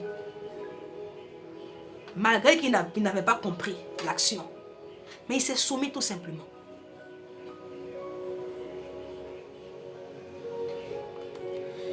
Je vais conclure ce message-là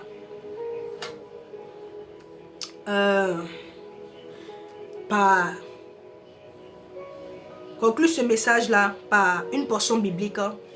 On va aller dans le livre de Luc, le chapitre 2, le verset 25. Je vais aller rapidement parce que je n'ai plus assez de temps. Luc, le chapitre 2, le verset 25, il dit quoi? On nous dit que voici, il y avait un homme de Jérusalem, un homme appelé Siméon. Cet homme était juste et pieux. Il attendait la consolation d'Israël. Et l'Esprit Saint était sur lui. Il avait été divinement averti par le Saint-Esprit qu'il ne mourrait point avant d'avoir vu le Christ du Seigneur. Donc, comme on l'avait nous dit que le Saint-Esprit là, quand il viendra, le Seigneur a dit qu'il prendra de ce qui est en moi et vous l'annoncera. Donc ce que Jésus-Christ veut faire pour toi, là où il veut t'emmener, là où il veut aller avec toi, ce qui compte accomplir au travers de ta vie, ce qui compte faire au travers de ta vie, c'est le Saint-Esprit qui va te communiquer ces choses. Mais il ne se contentera pas seulement que de te communiquer, bien aimé, mais il va aussi te conduire pour que tu puisses voir tout ce que le Seigneur t'a dit. Ah oui. Il dit quand il viendra, il prendra de ce qui est en moi et vous l'annoncera. Mais dans d'autres versets bibliques, il dit laissez-vous conduire par l'Esprit de Dieu. C'est-à-dire que afin que ce qui t'a annoncé là, pour que cela s'accomplisse. Donc lorsqu'il finit de t'annoncer des choses, qu'est-ce que toi tu dois faire en retour? Marcher selon lui, te laisser conduire par lui. Quand tu montes dans le Nyango, est-ce que tu es tout le temps en train de dire au Nyango, ah non, chauffeur passe ici. Ici là, c'est pas comme ça. Quand tu montes, tu donnes ta destination, non? Tu dis, je vais dans tel endroit. Et puis tu es assis avec ton téléphone, tu fais les selfies. Est-ce que tu t'occupes de là où le chauffeur passe? Dis-moi. Est-ce que tu te préoccupes de là où il passe? Parce que pour toi, tu te dis qu'il connaît son travail. Alléluia. Il connaît l'itinéraire. Dans ta tête là, tu te dis qu'il va t'emmener là où tu as demandé. Parce que tu sais que c'est son travail. Il maîtrise le terrain. Donc tu n'as pas resté là. Donc imagine quelqu'un qui est tout le temps en train de dire au chauffeur, non, passe ici. Mais vous allez faire un accident. Oui. Ou bien quand tu vois que le chauffeur, tu dis au chauffeur, bon, chauffeur c'est bon. Il faut venir côté passager, moi je vais prendre le volant parce que ce que tu es en train de faire là, je n'aime pas trop ça. Et c'est que beaucoup font au Saint-Esprit. Quand il est en train de les conduire comme ça, puis il ne voit pas, les choses sont floues là. Il dit au Saint-Esprit, pardon, on va changer de place. Il faut venir à ma place là, moi je vais prendre ta place. Parce que là où tu es en train de m'emmener là, moi je ne comprends pas. C'est trop flou dans mon esprit. Ah oui.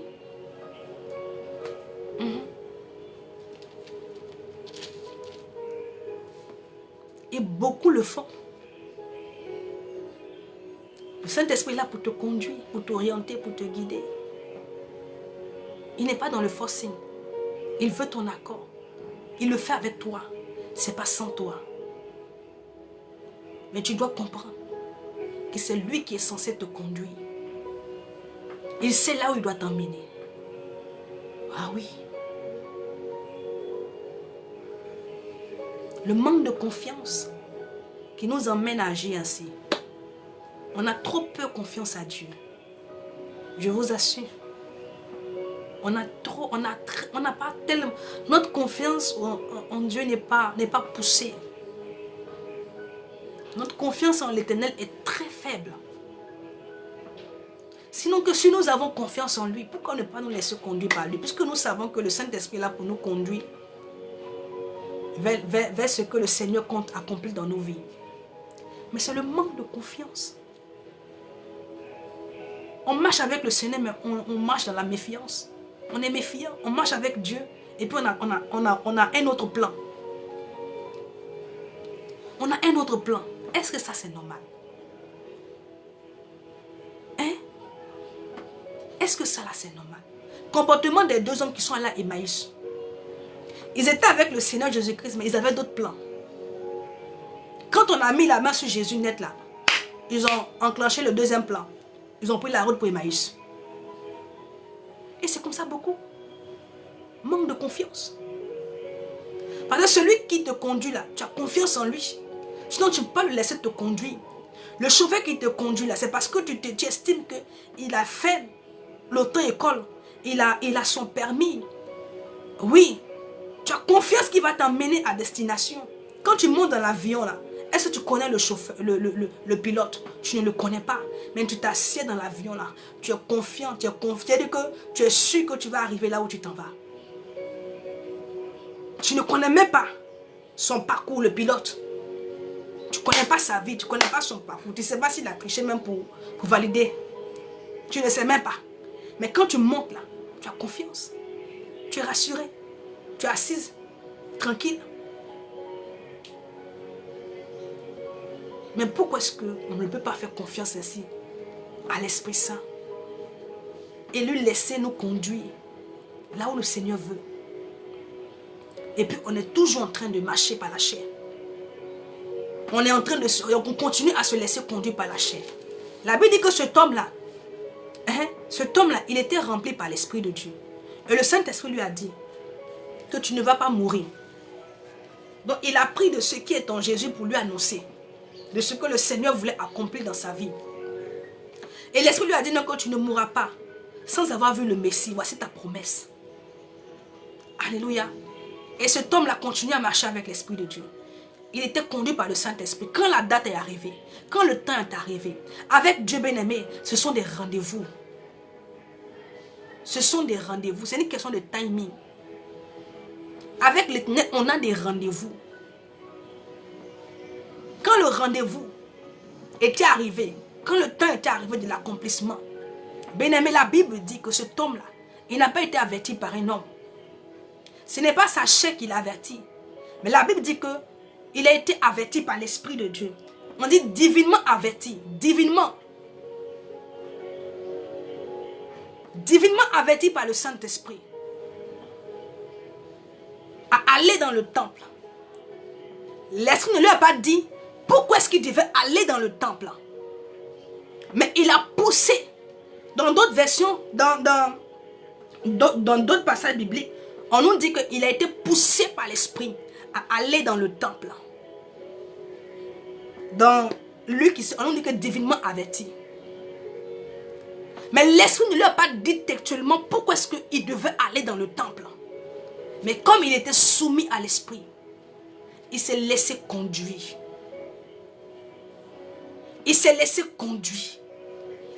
Il a reçu de l'Esprit d'aller dans le temple. Il n'a pas demandé à l'Esprit, mais pourquoi est-ce que je dois aller dans le temple? Et puis ce n'est pas ailleurs.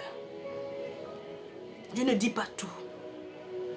La Bible dit que la gloire de Dieu, c'est de cacher les choses. La gloire de Dieu, là, c'est de cacher les choses.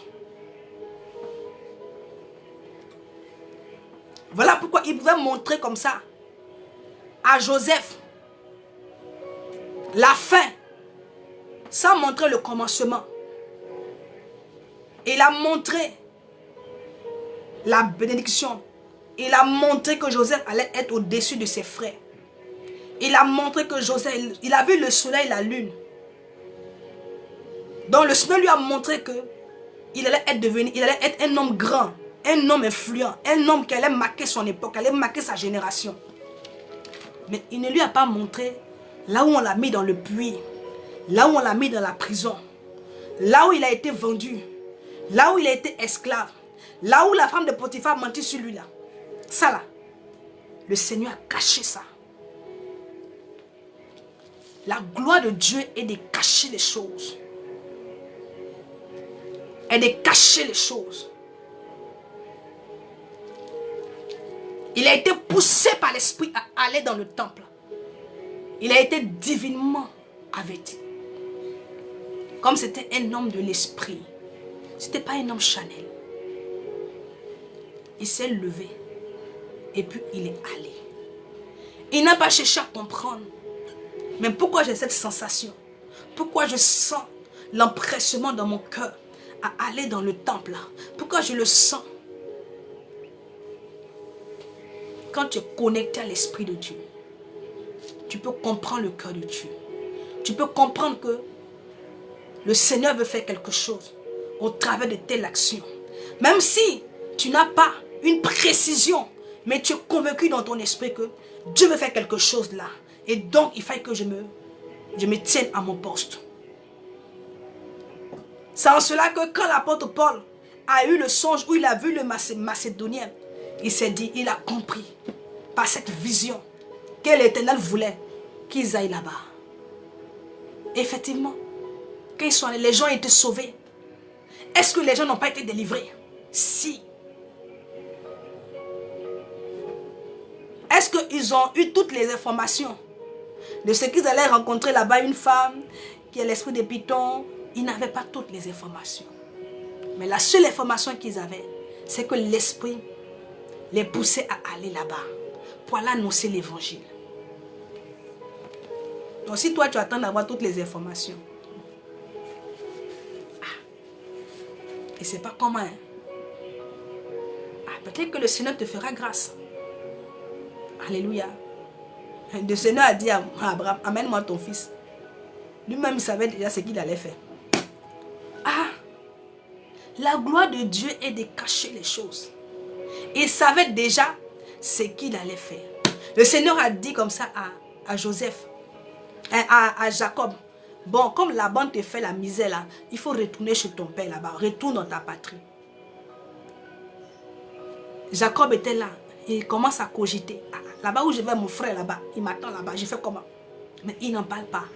Mais l'Éternel savait qu'il allait le rencontrer sur le chemin.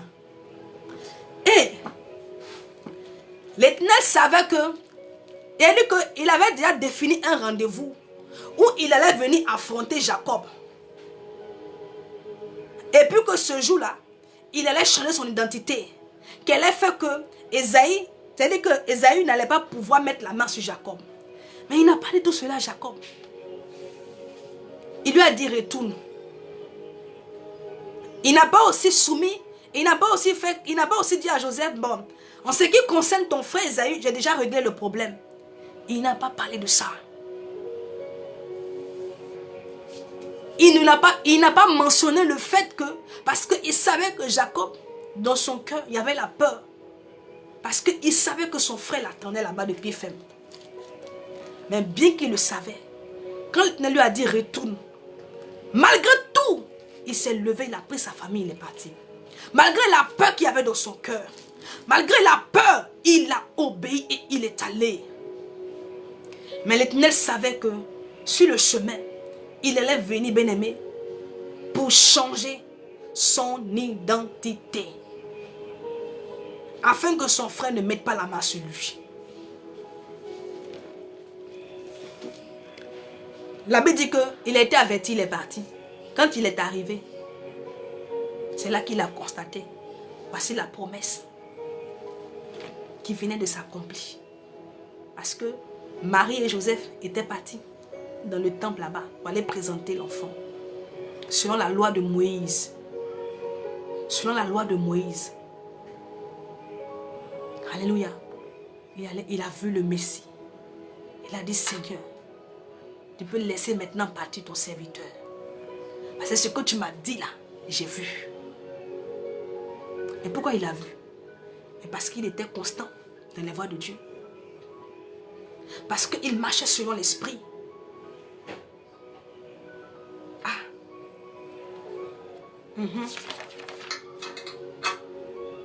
Et donc, c'est ma conclusion qui est là, ce verset-là. Par rapport à l'histoire de Siméon, je veux dire à quelqu'un, marche selon l'esprit de Dieu. Marche. Et tu vivras les promesses de l'Éternel. Et tu verras les promesses de Yahweh s'accomplir dans ta vie. Inspire-toi de l'histoire de Siméon. Et puis fais autant. Car c'est ainsi que tu pourras accomplir, que tu pourras voir les promesses accomplies dans ta vie. Que le Seigneur te bénisse. Lebros adabros. Et que le Saint-Esprit te donne de comprendre cela. Tu ne peux pas marcher encore par ta chair. Tu ne peux pas continuer à faire les choses. Ok, je verrai ça après. Peut-être aujourd'hui ou bien demain. Parce que je dois me préparer parce qu'on a notre moment de prière. Les brando sopadiadadas. Moi je reconnais que tu es Dieu. Oh oui, tu es Dieu. Quand ta bouche dit, ta main l'accomplit. Adonai, tu es Dieu. Elohim, tu es Dieu. Quand sa bouche dit, sa main l'accomplit. Ce qu'il a dit, il le fait. Ce qu'il a dit, il le fait. Juste, marche selon l'esprit de Dieu. Laisse-toi conduire par son esprit. Alléluia.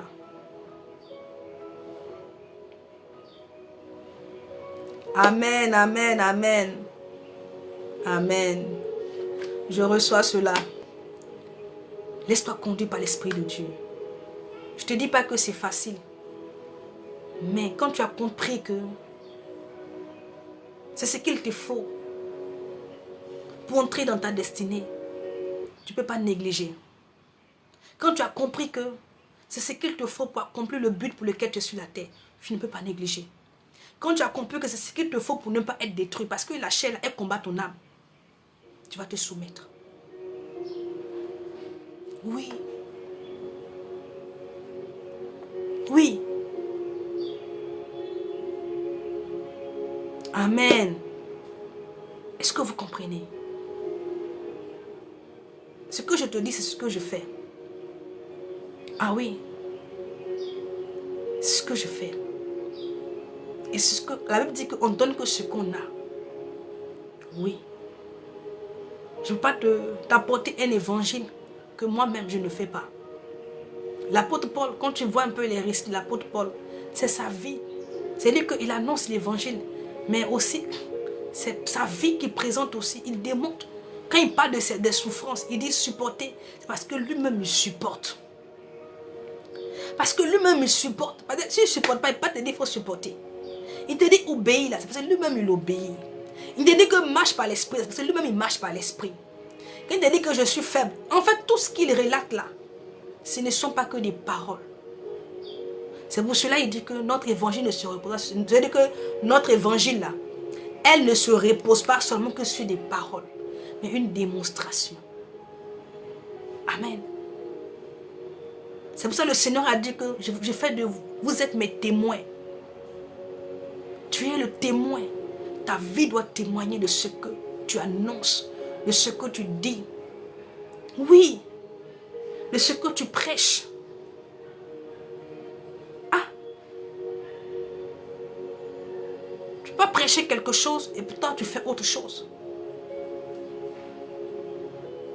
Donc je dis à quelqu'un, marche par l'esprit de Dieu.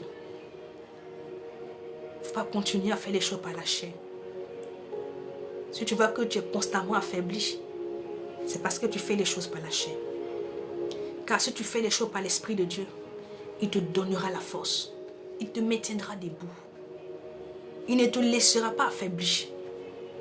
C'est pour cela que la Bible dit, ne te réjouis pas de moi, mon ennemi, car si je suis tombé là, mon Dieu va me relever. Mon Dieu va me relever. Parce que Dieu relève toujours ses enfants. Il ne peut pas les laisser à terre. Il ne peut pas les laisser dans cette situation. Donc il sera toujours là pour les relever, pour leur donner la force, afin de continuer, afin d'évoluer dans ses voies. Parce qu'au travers de leur vie, il veut faire quelque chose dans la vie d'autres personnes. Quand Dieu nous regarde, il ne nous voit pas nous seulement, mais il voit des personnes qui seront bénies, qui seront sauvées, qui seront délivrées au travers de notre canal. Si quelqu'un a compris que je suis le canal, je suis l'instrument, je suis le vase, même qu'il soit faible, même que ce soit le dernier des vases, le plus petit des vases, mais Dieu veut faire quelque chose au travers de ta vie, dans la vie de plusieurs personnes. Il veut le faire pour sa gloire. Alléluia. Comprenons ces choses-là et laissons l'Esprit de Dieu. Je vous assure que nous attristons le Saint-Esprit. Le Saint-Esprit est triste. Oui, il est triste. Nous l'attristons. Parce que même parfois, il peut voir le danger et t'empêcher d'aller. Mais tu fais la sourde oreille, tu pars. Tu pars. Parfois, il te dit de ne pas aller. Et souvent, il vient, il te résiste, il te bat le chemin. Mais tu vas contourner. Tu vas faire le tour. Parce que tu veux forcément aller dans cet endroit. Tu veux forcément entrer dans cette relation. Souvent, Dieu, le Seigneur te bat le chemin. La Bible dit que lui-même, il a dit, faisons faire un détour au peuple. L'Éternel lui-même, il a fait faire un détour au peuple. C'est pas quelqu'un.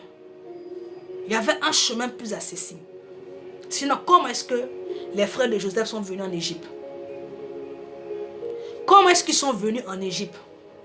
Ils sont venus par la route. Donc, il y avait un chemin plus accessible. Donc, le Seigneur a dit non. Ils ne passeront pas par ce chemin. Dans le chemin que les autres ont emprunté, la bien-aimée, tu n'es pas censé emprunter le même chemin. Ce n'est pas parce que l'autre est passé par ce chemin-là que toi aussi, le Seigneur te fera passer par ce chemin. Les gens ont plongé dans la piscine pour être guéris. Ils ont été mouillés. Mais le malade de la piscine de Bethesda, lui, il n'a pas été mouillé.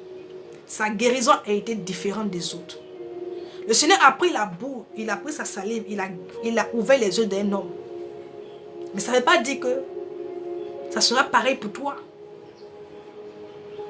Est-ce que vous comprenez? Il faut que nous comprenions l'action du Saint-Esprit.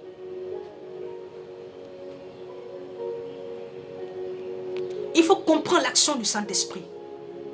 Comprendre ce que l'Esprit fait. Ce que l'Esprit veut faire.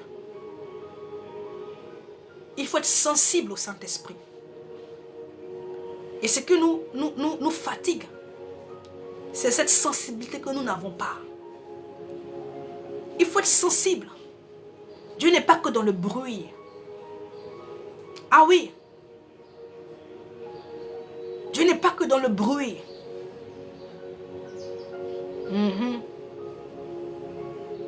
Donc, il faut être sensible. Demandez au Seigneur la sensibilité, le discernement de comprendre ses actions. Beaucoup passent à côté. Seigneur, je veux bénir ton nom, je veux te rendre grâce pour ce moment que tu permets. Merci pour ta fidélité. Merci pour ta miséricorde, pour ton amour. Merci encore de cette parole. Je prie Adonai. Tu as dit que c'est toi qui produis en nous le vouloir le faire. Que tu donnes à chacun la force d'être soumis à toi. De marcher selon ton esprit. d'être conduit par l'Esprit de Dieu. Donne cette capacité à chacun ici, afin qu'il puisse entrer comme Simeon dans l'accomplissement des promesses que tu leur as faites. Bénis ta parole. Au nom de Jésus. Amen.